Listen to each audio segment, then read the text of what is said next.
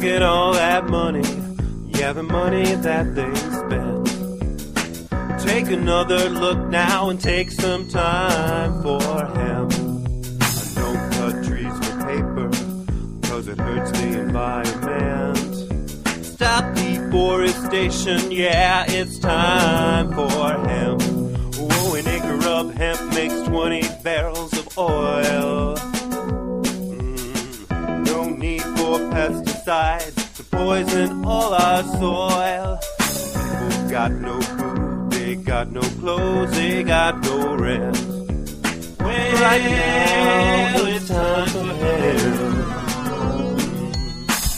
Thank you for taking Time for Hemp. I'm your host, Casper Leitch. You are listening to Time for Hemp all around the world on Tumblr, SoundCloud, iTunes. Oh, no, we're not on iTunes yet.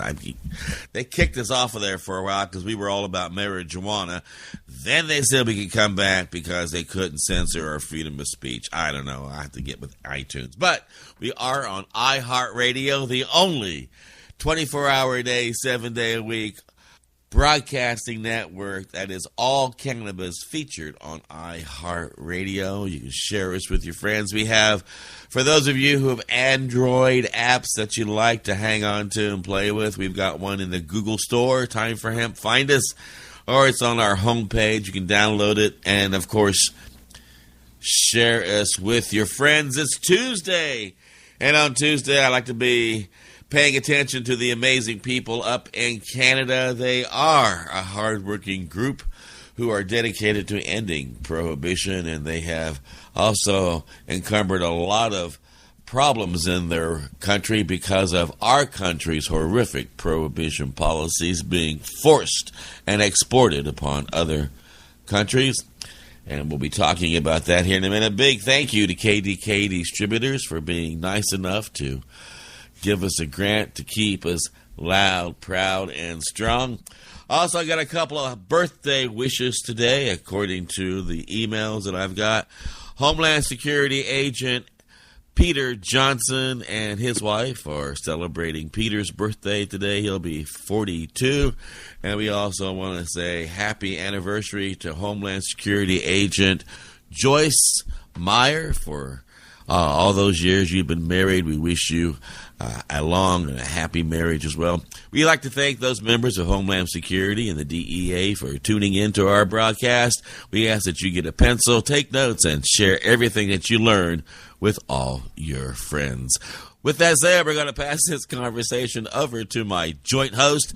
Don't forget, anytime you hear the word joint on the big broadcast, nearly 2.5 million people all around the world pack their bongs, their pipes, their vaporizers, and twist up a joint to take Time for Hemp.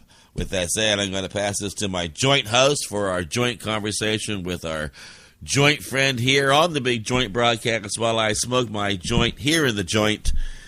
And I'm going to pass it to you, my joint host, Al Graham. Thank you, Casper. Today, as you say, today is Canada Day. You like to highlight Canadian advocacy, what's going on up here, as well as what's just happening basically in Canada. Today I have a fella who is involved in some very, very important cannabis news for medicinal users up here in our country, and we'll get all the inside scoop and all the updated information by the time we're done with them. So, all right, so I'd like to welcome Justin Loizos onto the show. Justin, you there? I'm right here, Al. Thanks a lot. Thanks, Casper. Welcome to our little slice of heaven.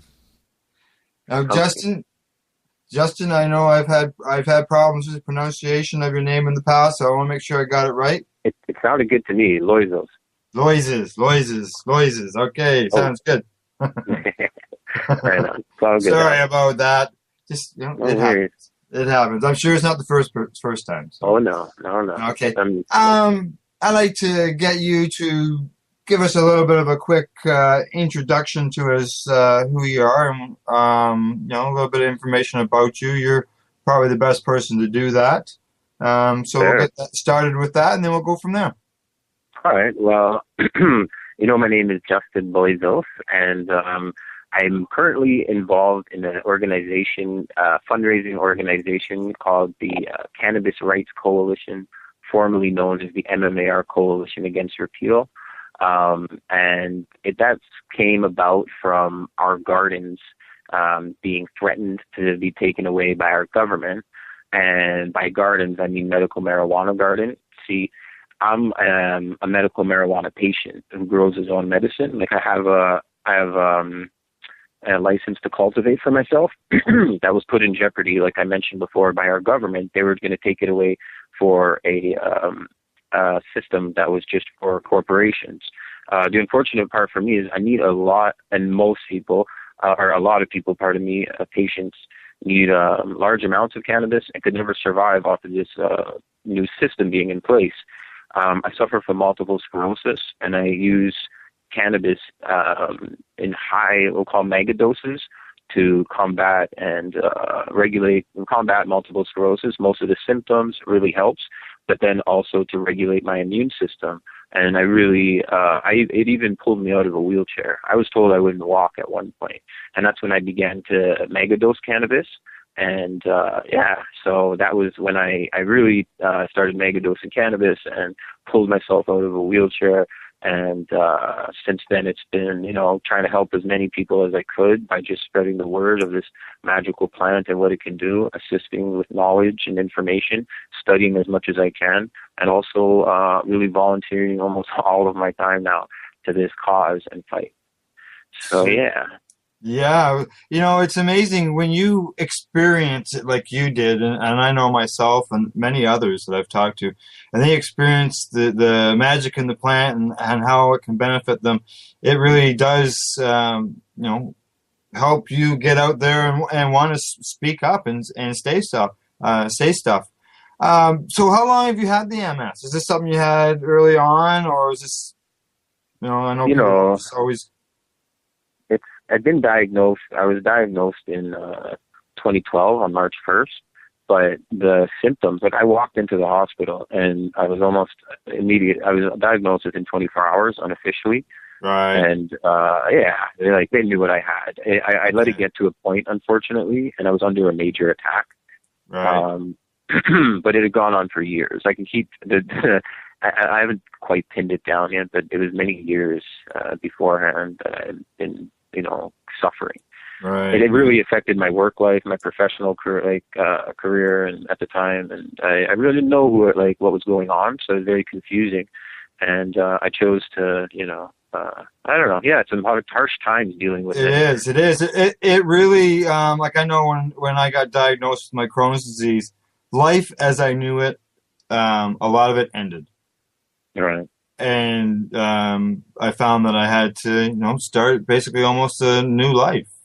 Everything, where I can go, what I can do, all that stuff. And I'm sure you were in the same situation.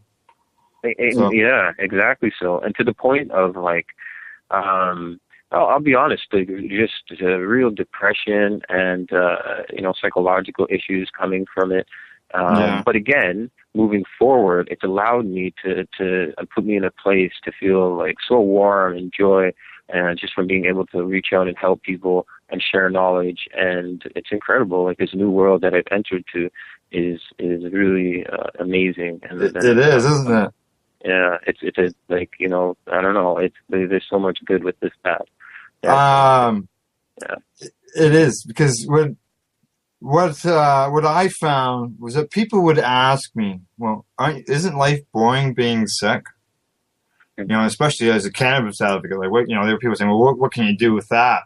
And I don't know about you, but have you found life boring as a cannabis advocate? Not at all. It's incredible. That's what I mean. It's giving me this new life. I'm warm in my heart. I'm warm in my soul even. I don't know. It's great. I feel really good every day.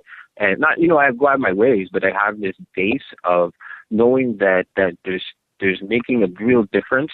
And also, I also get feedback. People here and there send me messages of support and kind words, and that'll take you further than a day. And on those bad days, you can draw into that for support. And I've built a support network of friends that are also like-minded. And wow, you nailed, like, where you can tell you've been, like, diagnosed or go through something, not even necessarily diagnosed, but until you're sick or have this kind of traumatic experience, the lens is still, it's a different view, you know? And, and now I'm surrounded with people who get it. So it's comfortable, and then you're able to help each other and then allow other people who are just coming into this world of illness to feel welcome as well, with not only medical marijuana, but their illness as a whole, right? So, correct. Yes. Now, you felt that change, that you feel the love, as some people like to say it, from the cannabis community. Let's say outside of the cannabis community, when you first started into the cannabis, was there an issue with family or loved ones or anything like that? Like, I know myself, we had some issues here for about a week when I got diagnosed, because my daughter was a DARE graduate and she had some major concerns, and we got that settled down. But I don't know, did you run into anything like that? Minor. I think I'm fairly lucky to have a pretty open-minded family and very supportive, you know, where they just they're open to the fact that I'd done a good amount of research and was able to explain a lot of it. But especially in the beginning, it was more difficult. And that's why I found it important to really kind of like, I would get asked questions like, oh, how come everyone I know who smokes pots, you know, lazy or doesn't get anything done? Or, you know, I'd be like, oh, shoot, I don't know. So I'd have to, like, you know, find answer to these questions. And then there'd be, like, other ways of combating some of these, you know, stereotypes that they would directly associate, you know, to how could you smoke medicine? And it's like, well, you know, and then. Yeah. Did you sort of find like, you got yourself educated because you had to educate others along the way, because people don't, you know, a lot of people, they go to the doctors, they get a prescription, they go to the pharmacy, they take the pill, and hardly ever read up on it. Whereas a cannabis patient, you know, we get educated on it so we can share that knowledge and answer those questions like what were you getting? That's so correct. It's actually interesting. With my doctor was the real kicker. He had laughed at me when I told him that cannabis was a neuroprotectant, and she's a neurologist. So I'm like, oh man, maybe maybe these books I'm reading are lying to me, right? So I'm like, all right, so I'll read more. And then I kept studying and studying and studying, and then it came to the point, by the next time I was to see my doctor, I mean, he would tell me I would walk, I was walking, but we were literally like, he said he would sign my forms, and he understood it more as medicine because I was able to explain it as such. Right. Where he understood like that there's the potential at least to have my immune system modulated through the higher doses of cannabis. And but he again was on the page of being on board with cannabis oil, which is actually illegal. Correct. But he's unaware of a lot of these things. The medical community was not properly educated.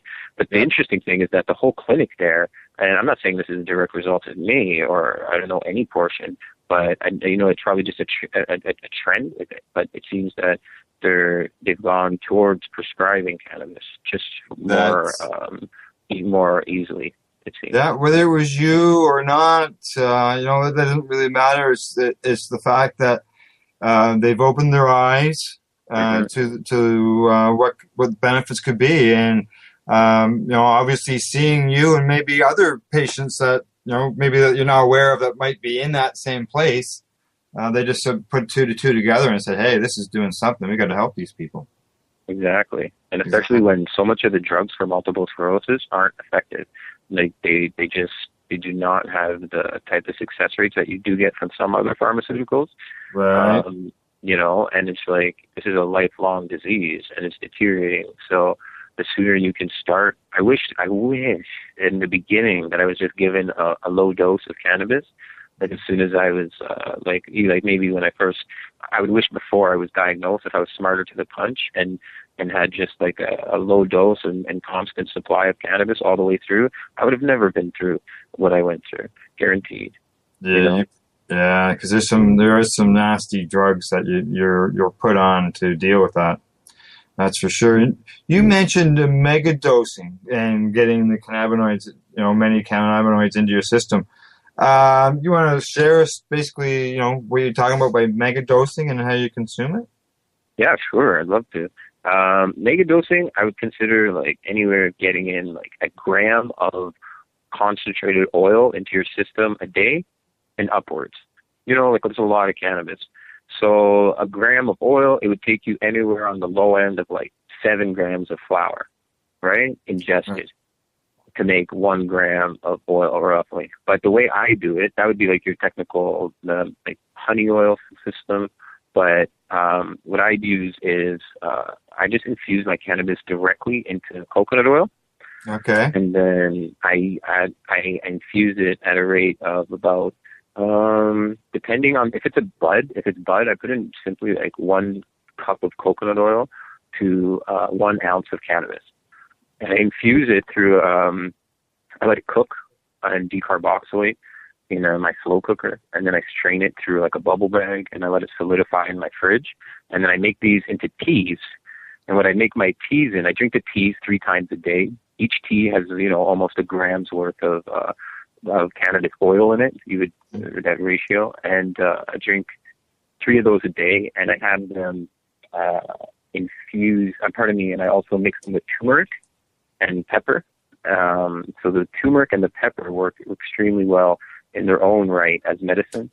And the pepper, because of its terpene profile, it's like 56% terpenes. It has this synergistic effect with the turmeric. And then you imagine the synergy that happens with all the terpenes and cannabinoids. So I try to drink, 3 of these a day. Sometimes it's 2, but that's generally how I dose, and with great results. Yeah, obviously, especially when they predicted that you would never walk again, and now you're walking. But I've never heard anybody use pepper. Pepper is incredible. It's one of the great wonders there. Then like there's each pepper has kind of different ratios of cannabinoids, but they're all very, very high. Like black shanti pepper, I think is your highest, and then the list goes down. But yeah, it's great stuff. Just to kind of add in. Right. Good. Okay. Well, that covers pretty well how you're consuming it, and some of the background behind you as far as your medicinal use and why you're using it. Well, before you change gears and start heading into a whole new direction, let's go off and take care of our financial business here on the big broadcast and pay our bills. We do encourage you to go to the website of our sponsors and let them know that you heard about them here on the big broadcast. We're going to listen to a song about how fantastic marijuana is. So those of you who are listening at the DEA office and Homeland Security, get your dancing shoes on and do a couple of selfies and send them in to us so we can see you dancing around to our music here at Time for Hemp.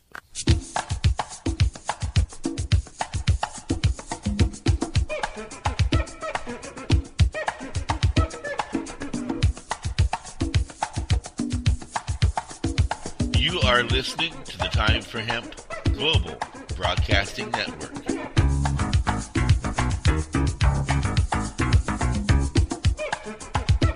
Please share us with your friends.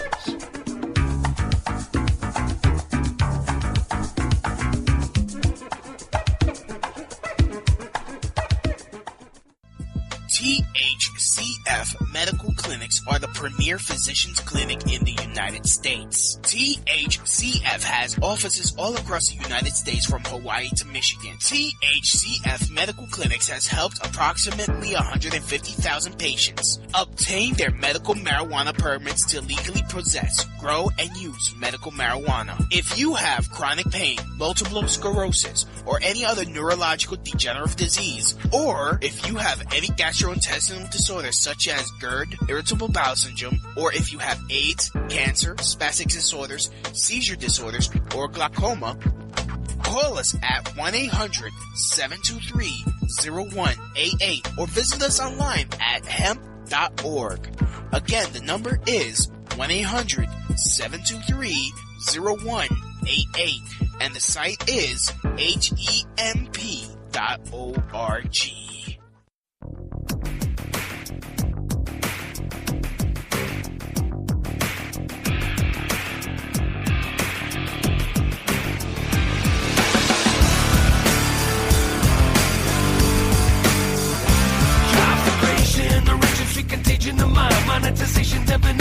God's gift I opine. I'm the teacher, the preacher, apple seed of the word, the holy shepherd ablaze, and come and join my herd.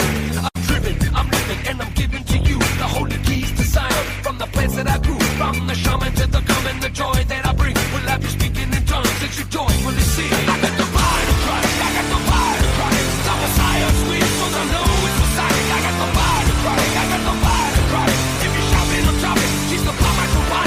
It's seedless and needless to trim up the vine. Go on and rip it and strip it, the bouquet is divine. It's peerless and fearless, come on and come on. Don't put your head in the clouds, hear Mother Nature's call. A vaporizer advice, a let you jiggy all night. Gotta buy it to try it, come up on this flight. You gotta roll it up on it, you know whatever you choose. For the creative soul, she's gonna be no news. I got the body Christ, I got the body Christ. Gonna grip your soul and rhythm, you gotta tonic. I got the body Christ, I got the body Christ. The weed is the creed and your is colliding.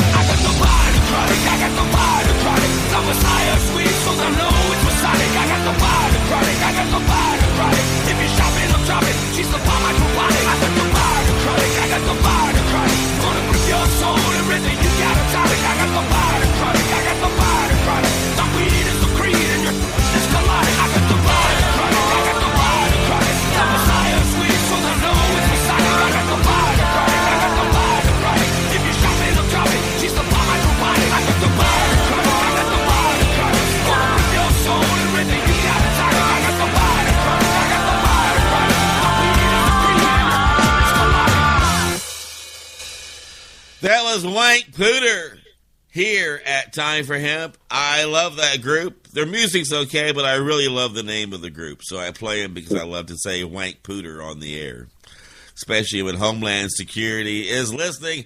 And I hope all you agents had a chance there to kick your heels up and enjoy the tunes. We think of you while we sit here and smoke our herb and jam out here at Time for Hemp. My joint host and I are celebrating the wonderful people up in Canada and the hard work they do. Canada. Up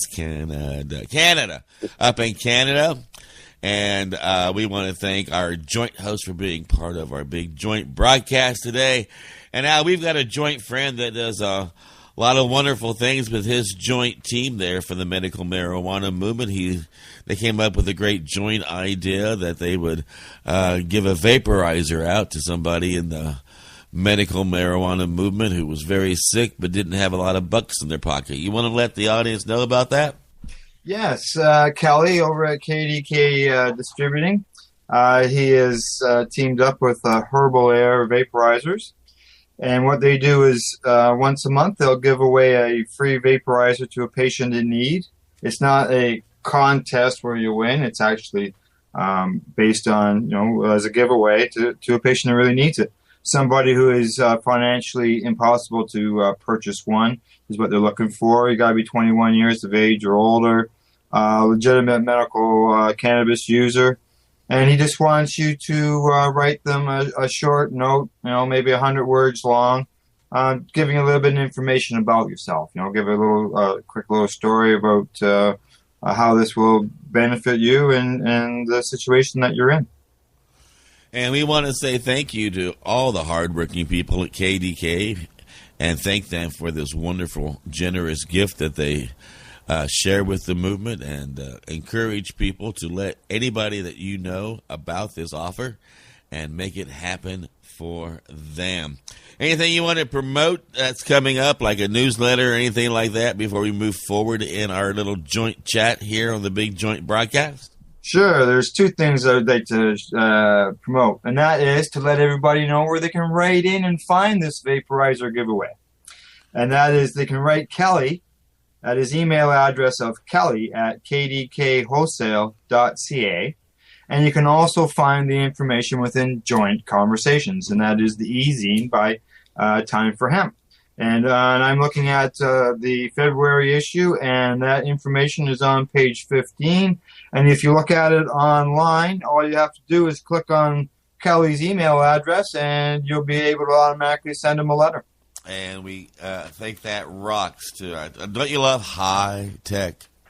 Yes, yeah. Well, not only can you look at it online, but you can also print this off. You can look at it on your cell phone.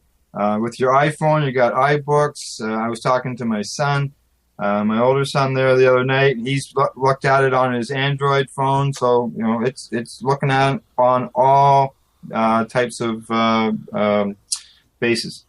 So the e-zine is able to be viewed on every handheld electronic device out there right now. Correct. Well, yeah. One thing I like about it is that people are also downloading the PDF file and printing out color copies of this thing because it is beautiful.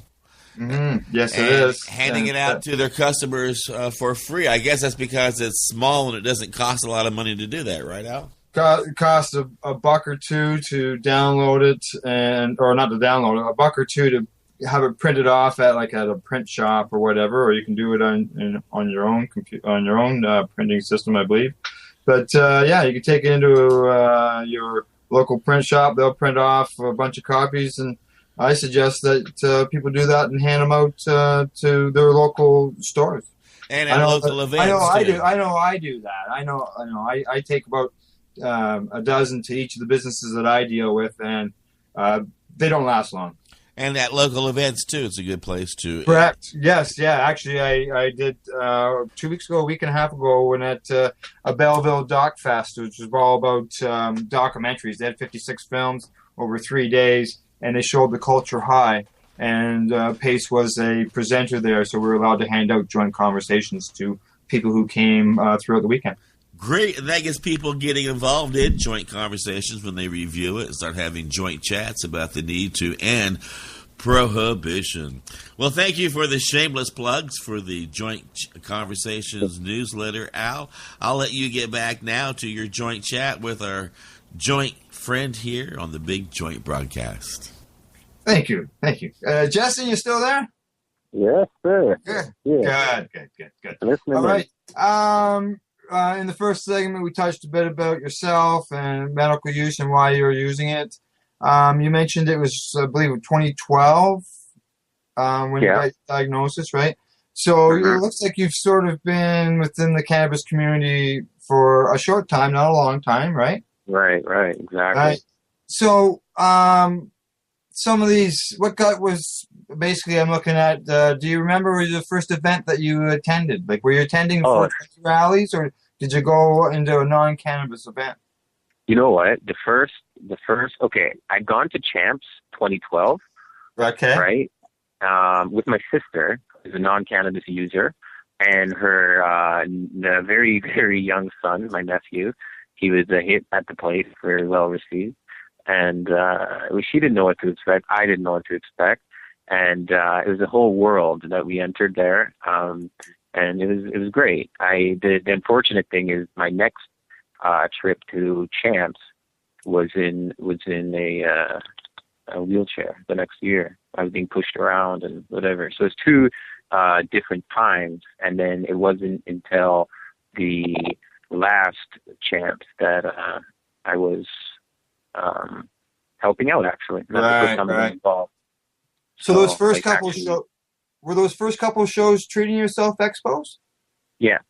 Yeah, okay. Oh, pardon me. I know. I'm calling it Chance now. Yeah. Treating Yourself Expo. Yeah. So you went to a couple of TY expos. That was cool. Two Treating Yourself expos. I got introduced to the culture, to the scene.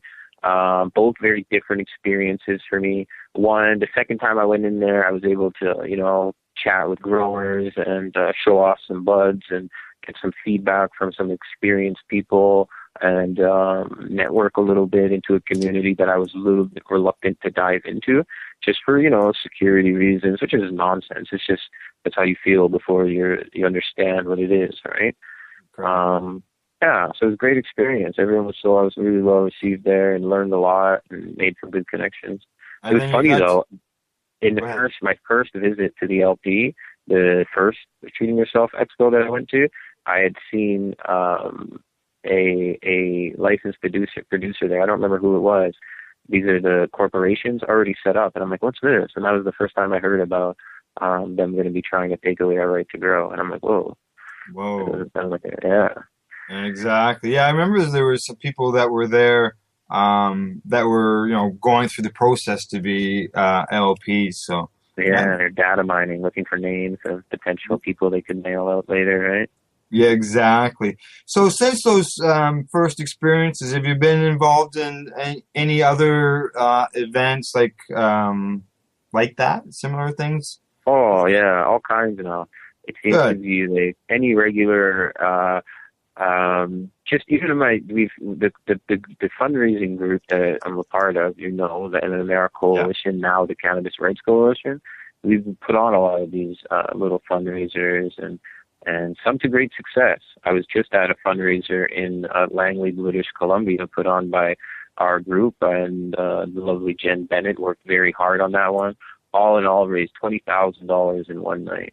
So, awesome. It's so awesome, right?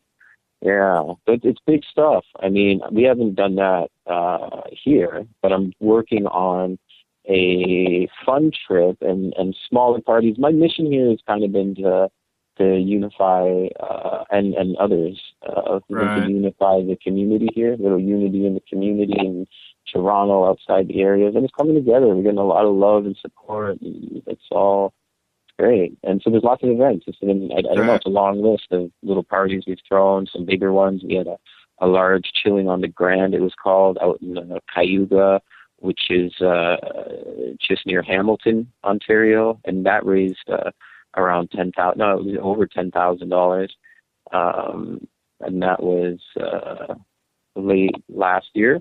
So, a lot of these events, it's been now just once a week.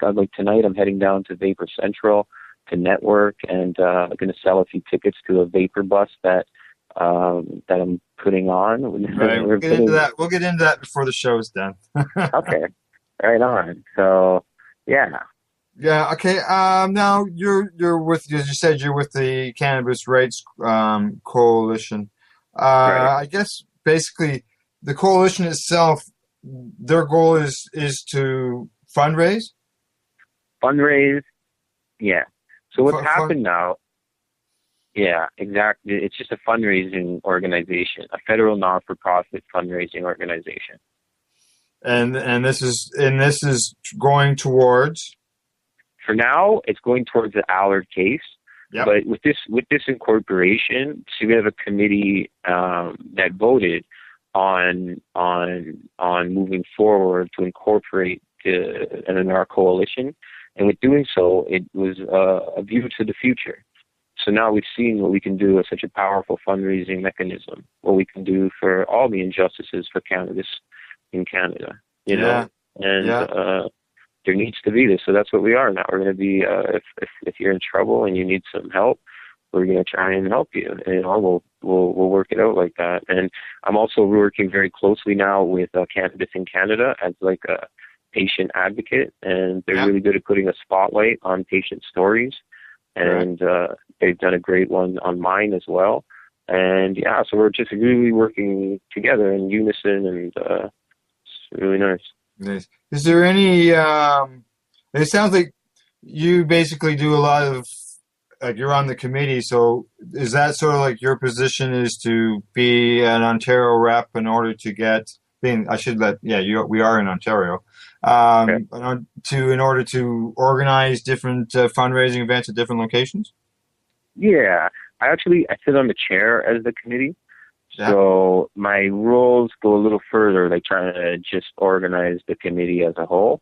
But generally speaking, the role of the representative in each area is to do that. And everyone on the committee has done different sort of roles in different places, and not everyone is a party planner or a thrower. We do what we can. We're all, a lot of us are sick and really just trying to pitch in and help. But it's definitely a working committee. And then there's now a board. So there's a structured board above the committee, which is you have to be on the committee for over a year and then voted in. So, a lot of structure. Yeah, it sounds like it's grown. Since I was because I was on it for a short time there. I know. Yeah, it's really grown. It's good to see a bunch of different people get together and take some time and be involved in it. A lot of us are, very busy, as we mentioned. It's not boring being a medicinal cannabis patient. And so it's good to see a bunch of different people getting involved in order to help out there. Does the just out of curiosity, does the coalition have any sponsors that you might want to throw a shout out to? People that have been behind you from the beginning? Oh, yes, of course. Green Planet Nutrients. Yeah. They got the ball rolling. They've been kicking it along the whole way. They do not want to not be involved in anything we do. You know what I mean? Which is excellent. And then we can go down the list. I mean, recently I want to talk about iBliss. They're a vaporizer company, and they make these incredible herbal vaporizers and oil vaporizers as well. Extremely quality machines. They work great. And I have one. It's the Blazer. It works well. It's a great travel companion. I keep one by my bed. And Remo Nutrients. Remo the urban grower. Remo, yes. Yeah. So he got his own line of nutrients now, and he's just been really helping out the coalition in so many ways. Yeah, and they've donated iBliss donated $1,500 to the bus ride coming up, and Remo's Nutrients donated $1,000, and Amy Anonymous and Can Do. They are going to be catering the whole bus ride with all kinds of delicious edibles. The Beard Brothers Extract crew is going to be flying in from BC, one of their members, and providing all the shatter. So it's a real great show of support from the community. There's also the Cannabis Advocates, who are a group here in Ontario. I actually went out with them from Ontario to BC. They're great people. They stayed out there. They're outside the courtrooms. They donated $1,000 to that party that raised $20,000 in British Columbia. Just being from Ontario, great people. There's really it sounds like you've got a lot of people supporting you guys in order to see all this through. It's great to see the community coming together. So. It is, and this is it. It's so important what we're fighting for right now. And finally people are starting to realize, okay, our gardens are gone, so are our businesses. So now you mentioned some of the big places that raise $20,000, $10,000. Now, what about it not just takes the big amounts, all amounts help out, and some of these events are probably in smaller locations, so you can't pack a pile of people in them. Have the vapor lounges in Toronto or in Ontario gotten on board to help out? I'll tell you what, Joanne Puff Mama at the Underground Cafe has been one of our greatest supporters, especially as far as those places. They're more of a comedy club, social hangout, coffee shop before noon, kind of before 4 kind of deal. Great place. And she's never charged us a penny to have an event there. She's staffed the events. I hang out. It's like my new home. I'm there once a week, and I feel really just welcome there. And she's a great person and really about the cause. She's actually going to be supplying some goodies for everybody on the bus as well. So we're going to have loot bags for everyone, and she's going to be fitting into that. Just wanted to really help and get involved, and she's always looking to help. I I was at the fundraiser at Joey's, the last one that was there. It was the kickoff party for the trial. Yes, sir. Yeah. Yeah. I think you were out west, right? I know. I flew up to So we never even got to meet in person. I know. But yeah, that was a good time. Listening to the music and the comedians and seeing some people. It was unfortunate. It was a snowy day here. I don't imagine you had that problem out in Langley. But, I heard all about it. It was unfortunate. It was freezing too. Yeah, my regular 2-hour trip took me 3.5 hours that day. Wow. Yeah, but it was, hey, go down, spent some time down there, got involved in the draws and everything. And then on the way home, I got a phone call that I won some prizes. Wow. So I gotta go back down. I phoned Joey, talked to Joey and everything. So there's some prizes down there. They're waiting for me and one of the other ladies, Deb from BMA Hydroponics. She's a sponsor of the Pace Radio show that I'm involved with. And I know that she's involved with the coalition as well.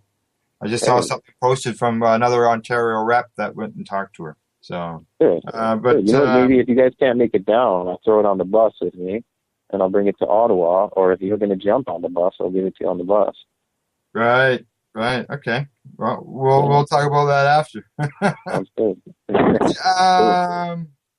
Okay. Now, as far as the court case itself. Have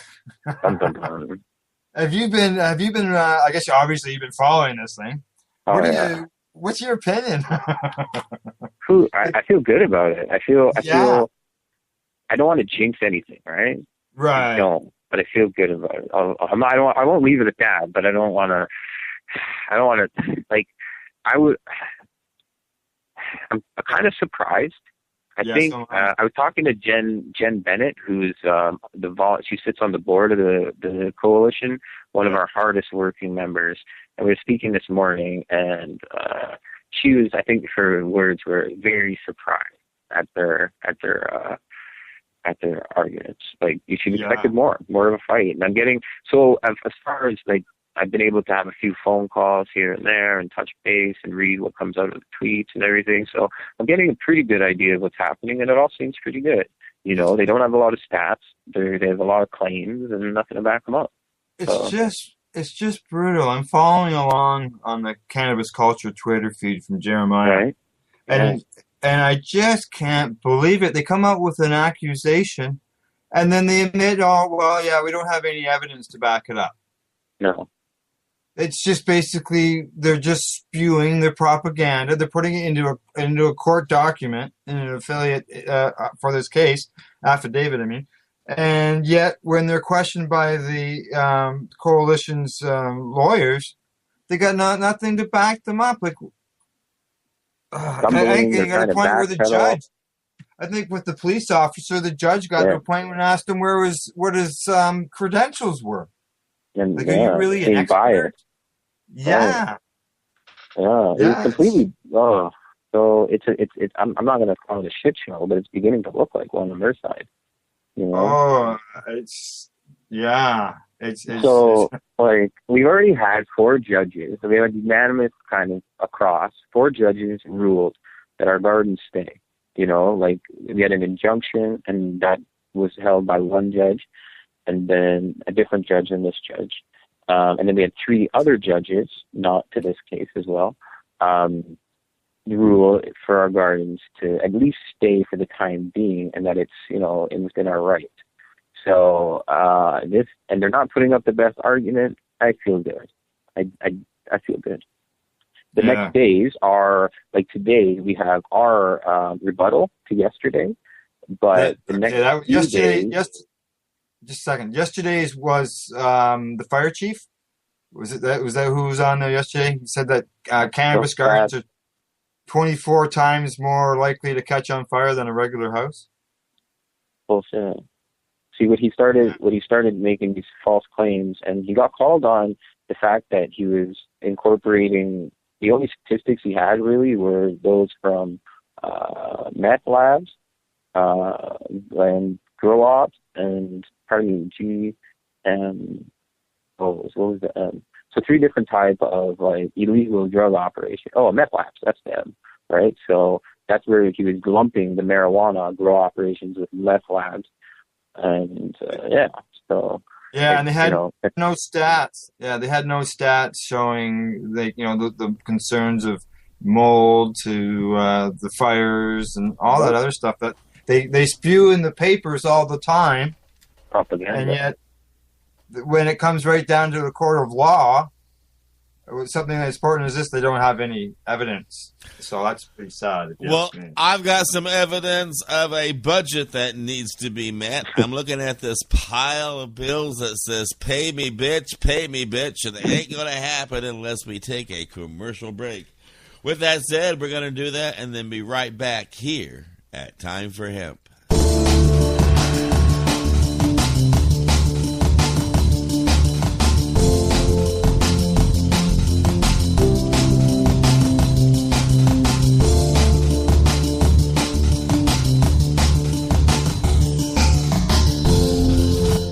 You are listening to the Time for Hemp Global Broadcasting Network.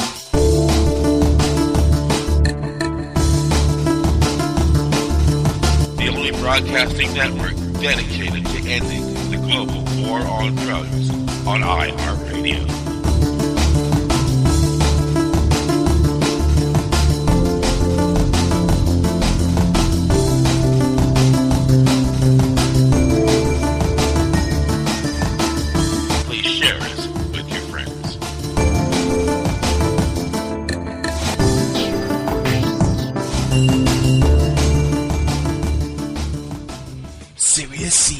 Your source for quality cannabis and sativa seeds. Serious Seeds are the creators of legendary strains like AK-47, Bubblegum, Chronic, Cali Mist, and White Russian. The AK-47 is probably the most awarded strain on the planet. The high THC content of AK-47 makes it the perfect medical strain for patients seeking quick pain relief. Cali Mist is an almost pure sativa. Female medical cannabis patients have reported that this strain helps relieve menstrual cramps. Serious Seeds just acquired another Dutch high-quality seed bank, Magus Genetics. From now on, Serious Seeds can offer you even more award-winning strains. The fine folks at Serious Seeds strive to breed the best cannabis genetics that they can find, so patients can rely on the effectiveness of their medicine. Go to SeriousSeeds.com to grow your medicine. That site again is SeriousSeeds.com. Well, I once had a bowl, good green reefer, a big fat yellow beef, much, much sweeter. Mighty don't hide it. Mighty don't hide it. Well, mighty don't hide it. Mighty don't hide it. Well, mighty don't hide it. Fire up right now. Yeah, fire up right now. Let everybody know that you are a marijuana cannabis consumer. And here's it. I'm really getting my belly full of people saying, I'm not in the marijuana movement. You're not? I thought you were selling hemp clothing. Well, I am. I'm in the hemp movement, brother. I'm not in the marijuana movement. That's a different thing. You smoke marijuana. You use hemp for industrial purposes. Oh, well, that's nice. And then I get people who say, well, I'm not in the hemp movement. It's like, what? But you own a medical marijuana dispensary. That's right. I'm a medical marijuana activist. I'm not involved in the hemp industry. Medical marijuana, you smoke the bud, you use the oils, you use those. I'm not interested in making clothing out of it. That's something totally different, brother. Really? Well, I don't care if you call it marijuana, and I don't care if you call it hemp. I don't care what the hell you're calling it, because either way, you're calling it illegal. And until you can call it legal everywhere around the world, save your pissing contest for behind closed doors. And roll up your sleeve and help us all end prohibition. With that said, I'm going to pass this conversation back to my joint host here at Time for Hemp. Thank you, Casper. Just to let you know, I'm wearing some of that hemp clothing right now. Groovy. Yeah, I got my hemp hoodie on, and I got a hemp t-shirt on. Nice. Yes. Okay, we're down to the last segment here, Justin. Before the break, we were talking about the court case, and before I move on to my next little round of questions, I'd just like to have you mention who the lawyers are that are involved in the case, and kudos to what they've been doing. Sure. Yeah. Well, number one is Mr. John Conroy, UC.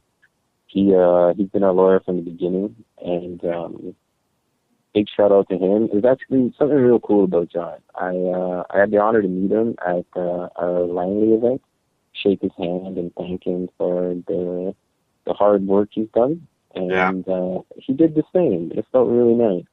Yeah. And then at the courtroom the next day, I tried to spend some time in the courtroom, and we were crossing paths on the way out. And I said, "Oh, hi, John." He said, "Hi, Justin." And so he remembered my name. How about that? Was nice. He does. Yeah, it was nice. Yeah. So, yeah, and he's been excellent on this, and he knows people who are out there working the trenches to get things done.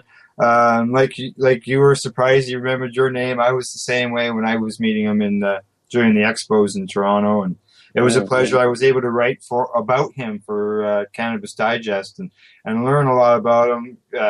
He spent time in Africa. He was a swimming champion in school, and he still has connections to that continent. So it's good.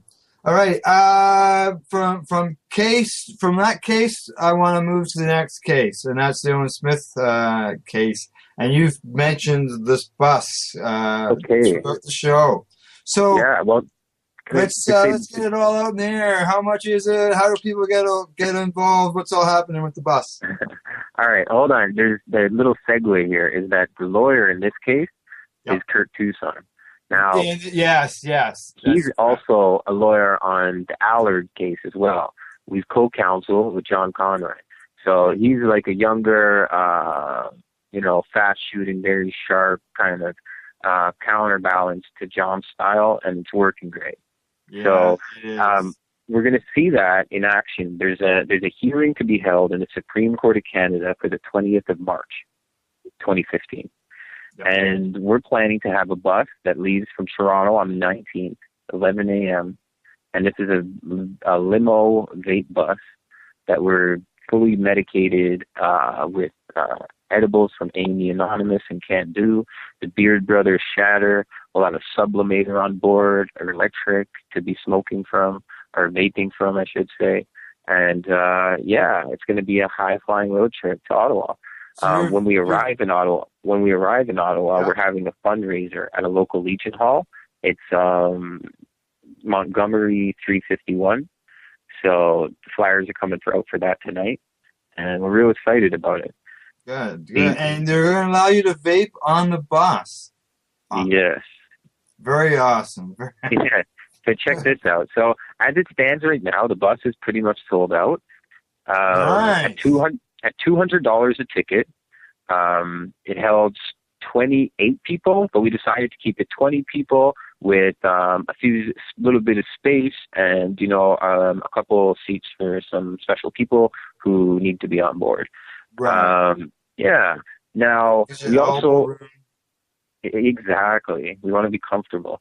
So at the same time, I was talking with a company who we've gotten just in case we can get another bus load ready to go out there, but they're not down for the vaporization. Oh, it's too bad. Yeah.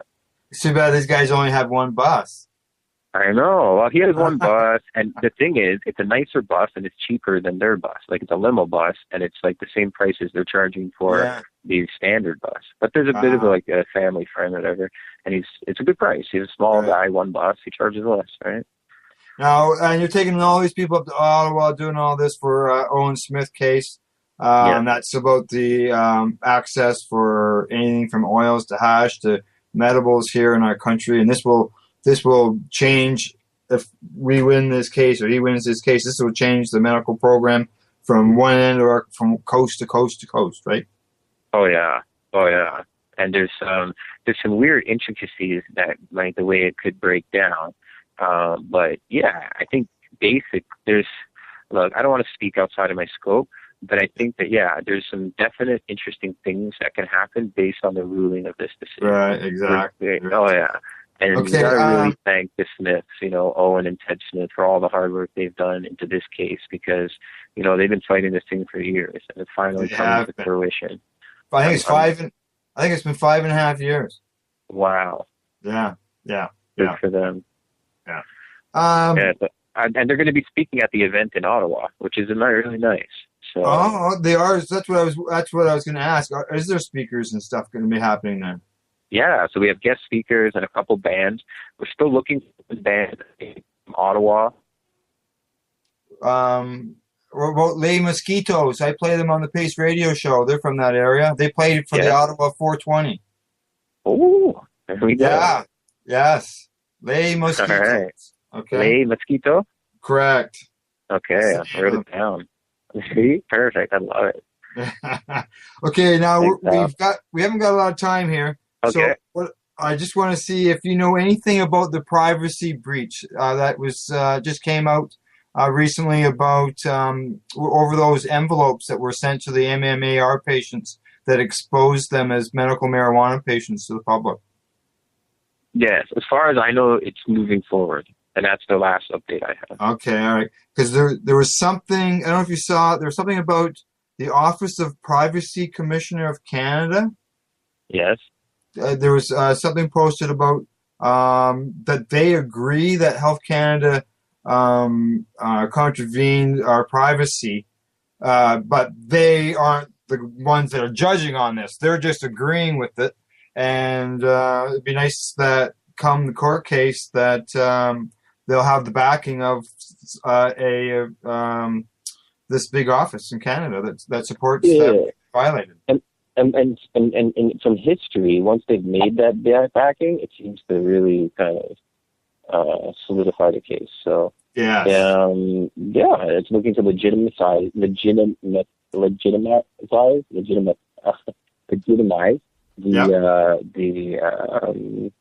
the query we have here with the government on our side, at least.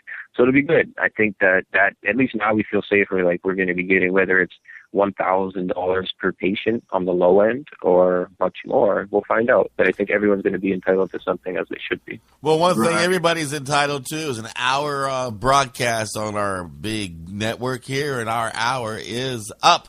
It is time to give a big shout out to your favorite URL. Let's make that happen with our joint guest first. Justin?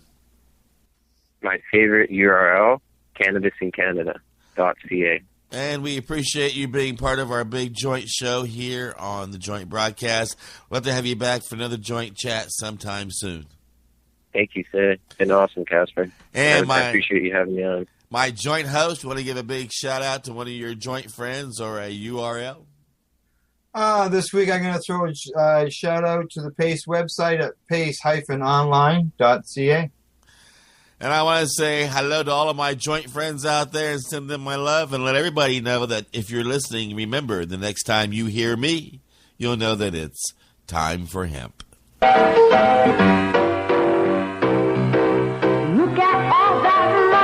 The money that they spent. Take another look and spend some time.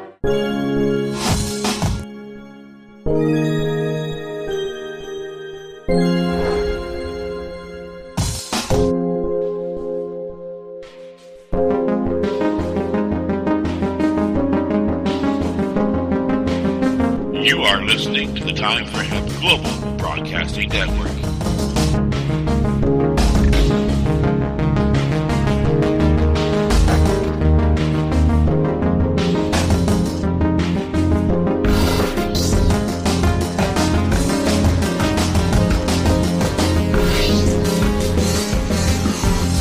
The only broadcasting network dedicated to ending the global war on drugs on iHeartRadio.